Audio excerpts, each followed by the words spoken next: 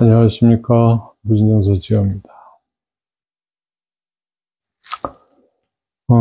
지난 시간에 제가 수행에 있어서 크게 두 가지로 볼 수 있다라는 이야기를 말씀을 드렸습니다. 음양과 그다음에 공성수행, 즉 불교나 기독교나 일반 종교에서 우리가 자신의 내밀, 내관, 내감으로 들어가는 공성수행, 이 두 가지가 대체로 수행의 큰 분류라고 말씀을 드렸었는데, 음양수행에 대해서는 제가 혹히 말씀드릴 필요는 없을 것 같고요. 그거는 많이 나와 있는 데다가 또 수행하시는 분들이 다양한 어떤 나름의 체계를 가지고 있기 때문에 그 부분에 대해서는 제가 말씀드릴 필요가 없을 것 같고, 다만 공성수행이라고 하는 부분에 대해서 말씀을 조금 더 드리겠습니다.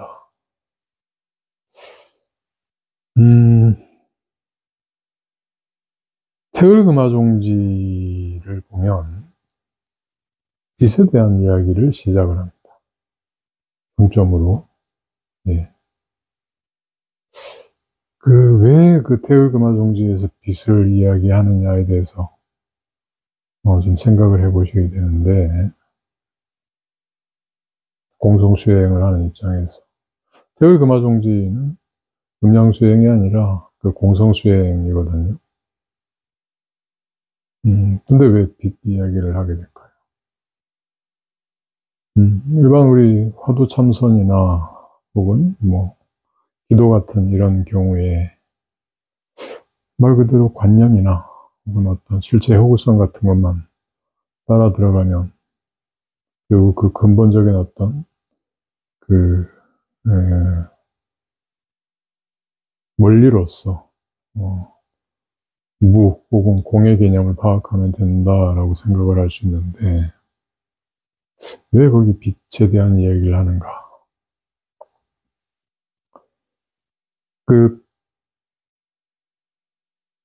음양수행은 공성수행이 없으면 거칠기만 할 뿐, 그다지 쓸모가 없고, 또 공성수행이라고 하는 부분은 음양수행을 하지 않으면 힘이 없어요. 맥이 없습니다.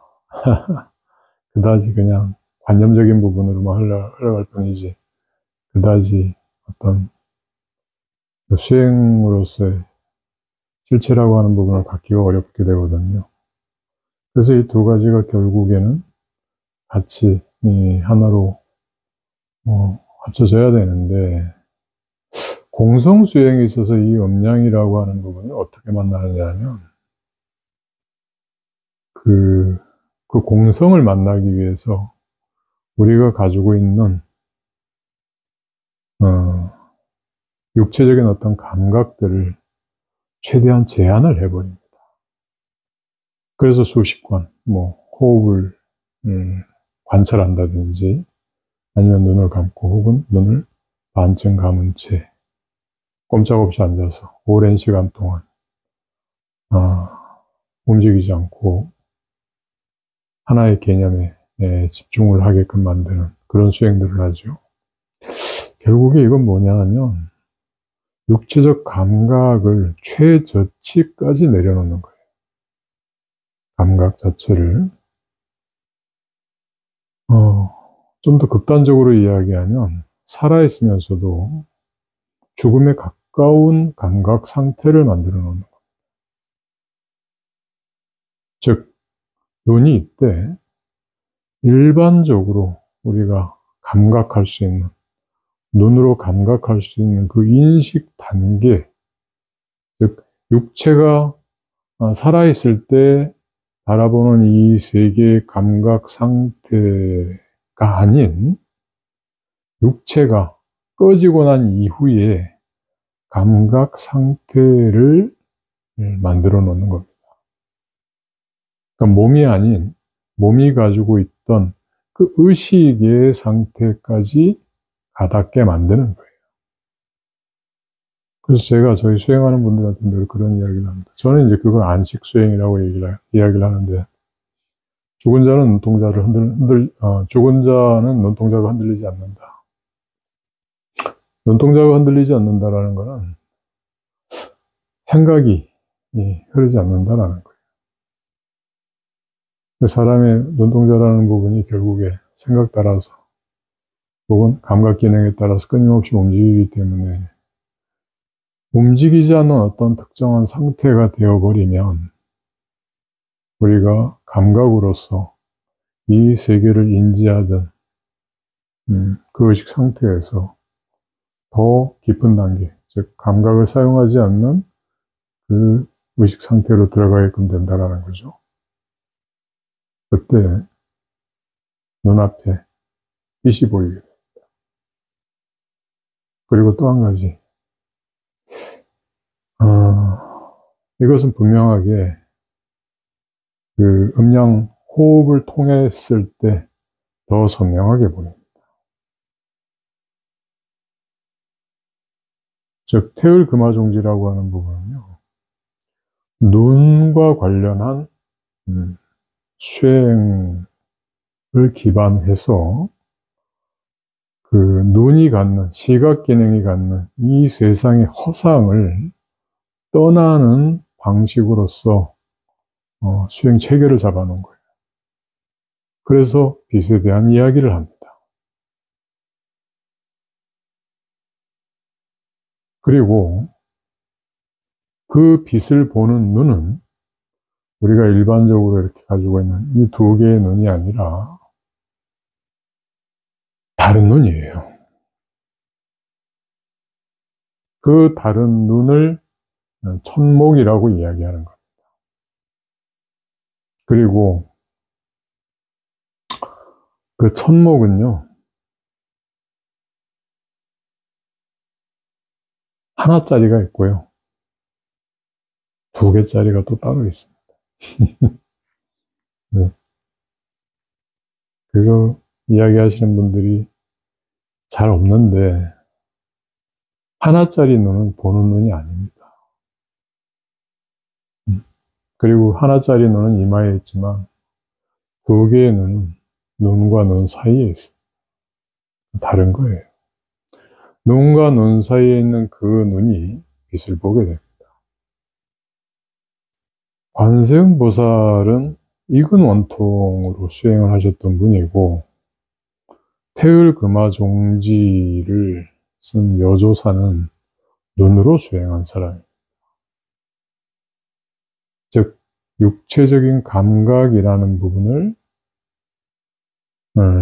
최저치, 죽음에 가까운 상태로 갖다 놓은 상태에서 우리가 대상을 보는 이 세계를 인식하던 그 감관 세계인 눈을 바탕으로 해서 수행에 들어갔을 때 빛이라는 것이 나타납니다.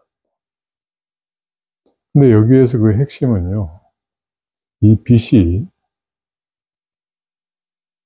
내가 그 빛을 보긴 하지만 그 빛이 결국에 나의 마음에 의해서 드러난다라는 것 또한 알고 있습니다. 그래서 태을금화종지에서 두 개의 핵심 키워드를 구별해내라고 한다면 1번이 눈이에요. 즉 움직이지 않는 눈입니다. 천목. 그리고 2번이 빛이에요. 근데 그 빛은 회광 반조하는 빛입니다. 즉 눈과 그 빛이라고 하는 이 두 가지가 끊임없이 되먹여져 가는 과정을 설명하는 것이 태을금화종지입니다. 눈은요, 감각에 관련되어 있기 때문에 우리가 이 물질 세계 너머에 있는 음량의 세계, 음량으로 빚어져 있는 의식의 세계, 즉 아카식 레코드를 이야기하게 되고요. 그리고 빛이라고 하는 부분은 그 음량이라고 하는 부분이 일어나기 이전, 즉 천지 이전의 세계를 보았을 때 그것이 무엇으로 구성이 되느냐 하면 빛으로만 구성이 됩니다. 오로지 그 빛으로 드러나는, 그 빛으로서 대상을 보는, 그때 보는 것은 눈으로 보는 것이 아니라 의식으로서 보게 됩니다. 그래서 그 빛이요, 빛에 눈이 있는 것이 아니라 보는 그 의식이 빛으로 드러나는 걸 알게 됩니다.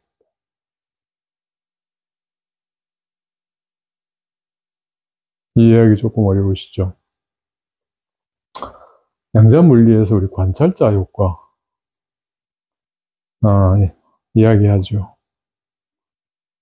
자, 그러면 그 관찰자 효과라고 하는 부분이 관찰하는 대상과 관찰하는 자 사이에 도대체 무엇이 있어서 저런 현상들의 변화가 나타나는가?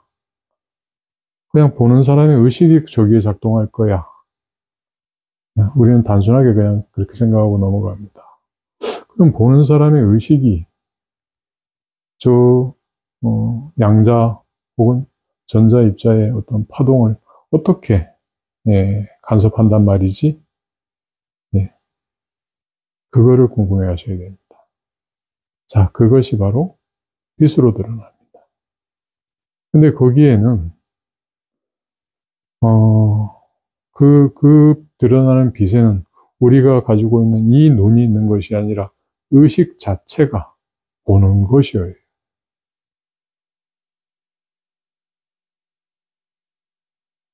그것이 파동으로 그리고 빛으로 드러납니다. 제가 한 번씩 그런 말씀 드리는데 신의 모습이 우리 사람을 닮았다고 생각하면 그거 착각입니다. 우리가 성경이나 신화에서 자꾸 사람의 모습으로 그려져서 그렇지 신의 모습은 사람의 모습을 하고 있지 않습니다. 그리고 더 나아가면 우리가 신의 모습을 볼 수 없듯이 신 역시 우리 인간의 모습을 볼 수가 없어요. 때문에 태을 금화 종지에서 이야기하는 원신이라고 하는 부분, 그 원신이라고 하는 부분을 또 신의 개념에 빗대어서 사람의 형태처럼 그렇게 생각하시면 안 됩니다. 그리고 그 원신이라고 하는 부분은요, 원신 이야기를 하면 음양 수행하시는 분은 또 의성신을 생각을 해요. 그 음양 수행하시는 분들이 의성신 만드는 건 아스트랄 바디를 얘기를 하는 거고요. 원신이라고 하는 건 우리 몸 안에 들어있는 아주 작은 미세하게 반응하는 빈몸이 있습니다. 그 빈몸을 뜻하는 거예요. 그래서 이 공성을 수행하시는 분들은 관념으로서 그 공을 이해하신다. 이해하면 내가 부처가 됐다. 이렇게 생각하기 쉬운데 실제로는 그 공성이라고 하는 부분이 드러나는 그 어떤 의식적 차원 혹은 그 계까지 가기 위해서는요. 이 감각을 최소화하는 수행들을 하셔야 됩니다. 그 요기, 인도에 고행하는 사람들이 그걸 목적으로 한 거예요. 그리고 선방에서 죽어라 이렇게 죽치고 앉아있는 거. 수식을 하든 조식을 하든 의식을 침잠시키는 것. 관념을 뚫고 들어가는 것이 아니라 내가 가지고 있는 감각을 내려놓는 겁니다. 물론 관념을 뚫고 들어가도 됩니다. 화두를 드셔도 됩니다. 근데 생각으로는 거기가 나올 수 없어요. 생각을 오히려 내려놓고 생각이 일어나기 이전, 즉 나의 감각이라고 하는, 나라고 하는 어떤 의식 자체가 일어나기 이전, 그 상태를 끊임없이 들어가다 보면 첫 번째 나의 의식, 무의식, 그 무의식이 작동하는 나 아닌 나의 의식 저 너머의 어떤 그런 현상계들, 정보계들, 그걸 보게 됩니다. 그렇다 보니까 우리가 그 공성 쪽으로 수행하시는 분들이 한 번씩 헛것을 보거나, 신통력이 이렇게 막 생기거나, 아니면 미래에 대한 예지, 이런 것들을 이제 하게 되는데, 당연한 거예요, 그거는. 왜? 아카식 레코드나, 혹은 정보계, 혹은 중음계로 들어간다라는 것은, 당연하게 그런 것들이, 작동하는 세계. 그런 것들이, 우리가 눈을 통해서 그냥 대상을 이렇게 볼 때에는 드러나지 않지만, 그 대상 너머라고 하는 부분 안에는, 그 공성이 작동하는 부분 안에는, 바로 그런 중음계, 정보계, 혹은 아카식 레코드라고 하는 부분이, 당연한 세계니까. 그걸 당연하게 봐야 되죠. 그래서 저는 그런 얘기 합니다. 스님하려면 무당 이상 해야 됩니다.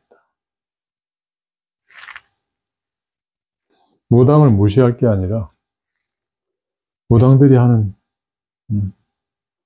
무당들이 이렇게, 늘상 들락거리는 그 세계를 건너셔야 돼. 거기서 아재아재 봐라, 아재아재 해야 돼. 근데 내가 그 강물에 발도 한번 담그지 않고, 무당들 무시하면, 그거는 제 입장에서는, 함량이 좀 부족한 수행이라고. 그래서, 음량 수행하시는 분들은 상관이 없습니다만, 공성 수행하시는 분들은 그 빛이라고 하는 부분, 태울금화정지에서 이야기하는 그 빛, 그 빛이 환상이 아닙니다, 결코. 그 빛이 결국에 나예요. 나중에 말씀드리겠지만, 회광반조라는 부분에 있어서, 그 회광이라고 하는 부분이 내가 그 빛으로서 끊임없이 되먹여져서 이 현재라고 하는 부분을 만들고 있다라는 이야기. 그 회광반조가 좀 이렇게 모호하게 설정이 되는데, 마치 내가 거울을 보고 거울 속에 비춰진 그 대상을 보고 나인 줄을 아는 것. 내가 나의 이름을 불러서 나라는 현전을 일으키는 것 같아. 그 의식의 끊임없는 그 되먹이는 작용. 그것이 회광반조. 때문에 부처님이 말씀하신 윤회, 환생, 이 세상의 어떤 인연법, 다 거기서 나타나는 것.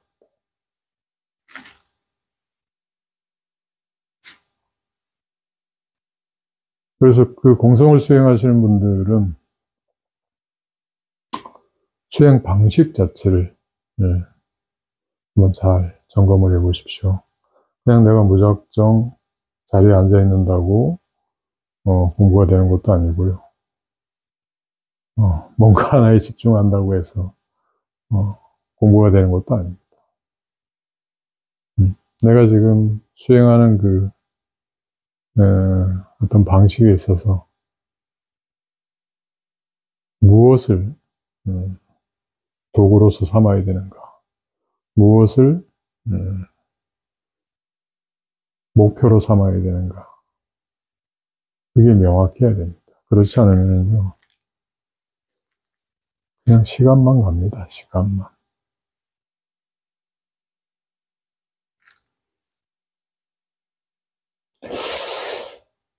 태울금화종지에 대해서, 한번, 그거 좀, 같이 이야기해 볼 생각이 없느냐.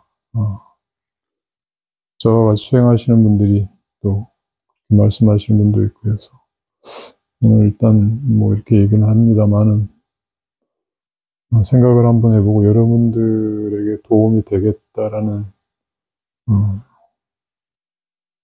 생각이 들면, 태울금화종지에 나오는 이야기들을 저 나름대로 풀어서 한번 말씀을 드려보겠습니다. 지금 말씀드린 회광반조처럼, 그리고 빛이라고 하는 부분에 대한 의미처럼, 그렇게 해서 아마 한번 들어보시면 또 도움이 될 수 있으리라 생각은 되는데, 한번 생각을 해보고, 한 꼭지 마련해서, 언젠간 한번 해드리도록 하겠습니다. 자, 수행자, 특히 음량이 아닌 공성 수행자 여러분들은 빛에 대한 의미, 놓치지 마시기 바랍니다. 감사합니다.